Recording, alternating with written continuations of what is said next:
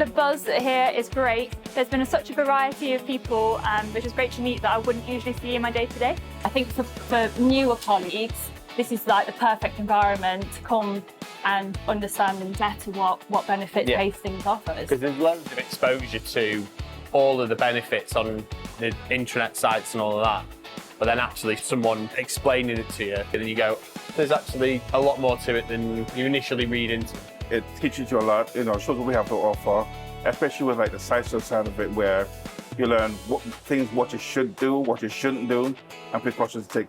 And they make it fun as well. There's a lot of freebies, which, everyone's going to be happy about. Every year is slightly different and there's more and more awareness of it. It's very engaging to know that you can go to someone as a point of contact, so you make that little bit of networking, I would say, which is a way to kind of broaden the knowledge.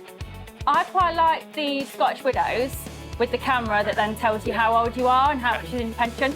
We have access to way more than I thought we did, so it's something that I want to tap into and kind of make the most of, because it's already there for us. There's like Menopause Café, there's the Top Club.